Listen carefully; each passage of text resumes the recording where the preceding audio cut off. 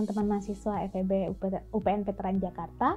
Bertemu lagi dengan saya Ulia Fidriza SE MSI selaku salah satu dosen pengampu untuk mata kuliah Ekonomi Mikro 2 pada Prodi Ekonomi Pembangunan di FEB UPN Veteran Jakarta. Nah, sebelumnya kita sudah membahas ya di chapter yang pertama tentang market power ya, khususnya pada pasar monopoli dan juga monopsoni. Nah, di pertemuan yang kedua ini, kita akan lihat ya bagaimana sebuah market power itu dari sisi penentuan harganya atau pricing-nya ya. Ini bisa terjadi di semua pasar ya, baik pasar persaingan sempurna ataupun pasar persaingan tidak sempurna ya. Nah, jadi tapi di sini mungkin akan lebih terkonsentrasi adalah untuk pasar-pasar yang dengan persaingan sempurna ya. Oke, next.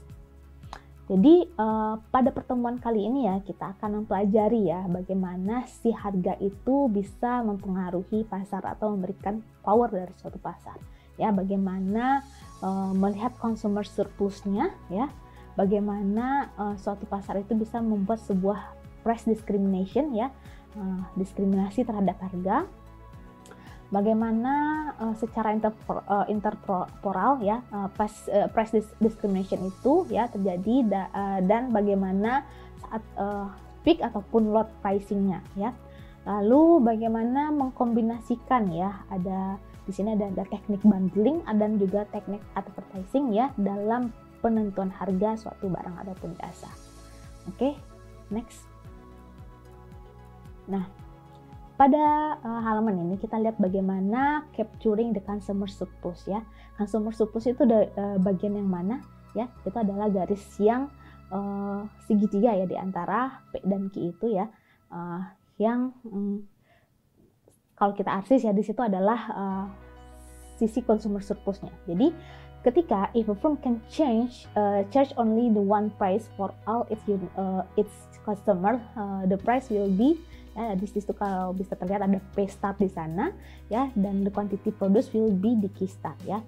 Nah, di mana consumer surplusnya itu adalah persinggungan antara garis tersebut ya, dari si antara si line A ya, A sampai D ya, dengan si marginal revenue-nya.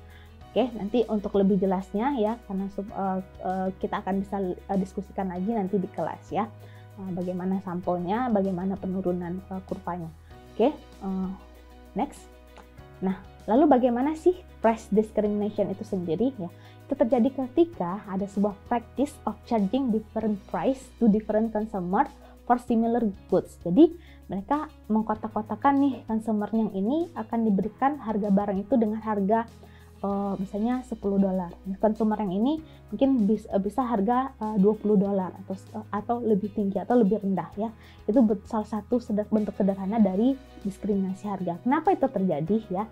Biasanya ada tingkat-tingkatannya. Ada first degree-nya sampai ke derajat yang ketiga ya. Yang derajat pertama, kedua, dan ketiga.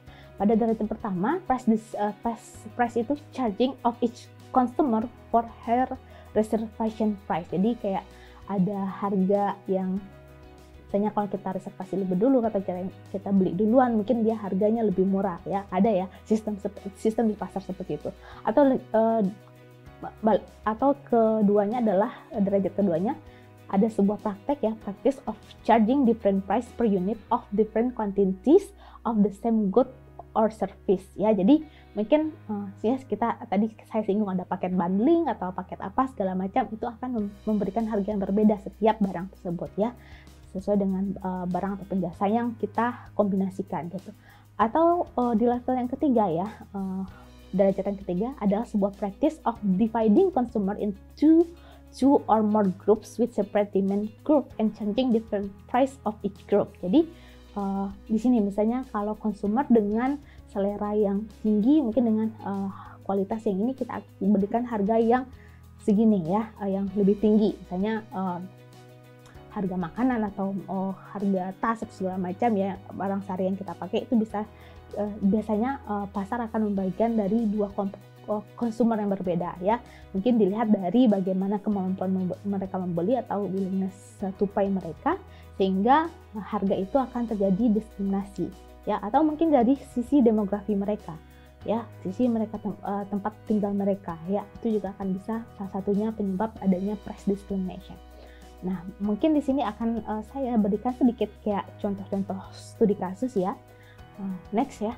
Nah, bagaimana price discrimination itu saat peak ataupun loading pricing. Nah, di sini misalnya ada sebuah penjualan buku ya, publishing booth ya, sebuah buku ya mungkin. Jadi buku ini ya ada yang paperback edition ya, yang books allow the publisher to price discriminate ya. Jadi mungkin ada saatnya ya, karena baru launching pertama, si penjual akan memberikan harga yang tinggi.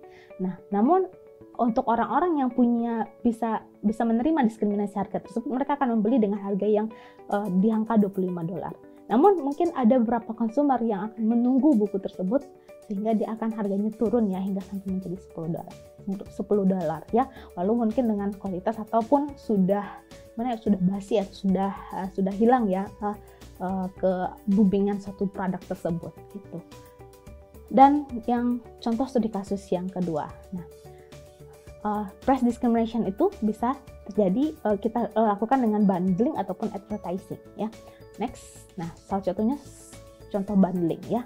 Mungkin kalian sering ya ketika pergi di restoran fast food segala macam ya, pasti akan dipisah-pisahkan ya. Kalau kita bisanya memesan menu yang ala carte atau menu yang bundling segala macam, itu akan mendapatkan harga yang sangat berbeda ya.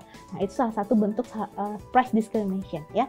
Jadi setiap konsumer akan memilih nih, mereka akan mempunyai atau pinginnya membeli di harga yang mana, harga bundling kah ataupun harga yang tidak bundling ya. Lalu berikutnya ada advertising ya. Ya, advertising tersebut ya juga kadang mempengaruhi ya, iklan dari suatu produk tersebut juga akan mempengaruhi harga tersebut ya. Semakin mungkin bicara atau semakin banyak ya biaya iklan yang digunakan oleh produk tersebut, mungkin harganya akan lebih tinggi, atau mungkin positioningnya di sebuah pasar, di sebuah rak belanja itu di mana kalau posisinya agak ke depan ya, atau lebih dilihat level kita, mungkin itu dengan harga yang lebih rendah. Mungkin kalau kita harga yang lebih tinggi. Sedangkan barang-barang yang tidak dengan diperlakukan seperti itu memiliki harga yang mungkin lebih rendah dari harga dengan yang advertising yang lebih banyak. Jadi untuk lebih jelasnya mungkin kita akan bahas ya satu persatu, kita kupas di kelas nantinya. Ya, di sini hanya video pembelajaran singkat. Jadi untuk apa kita belajar si price discrimination tersebut?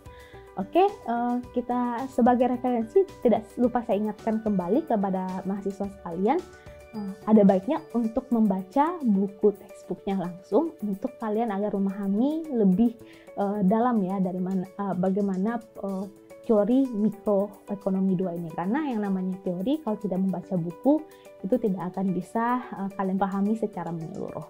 Baiklah, terima kasih untuk menonton video pembelajaran untuk chapter yang kedua ini atau pertemuan yang kedua ini. Sampai ketemu lagi pada video pembelajaran selanjutnya. Saya Ulia Firdiza, SMSI mengucapkan terima kasih dan sampai jumpa pada video berikutnya. Bye-bye.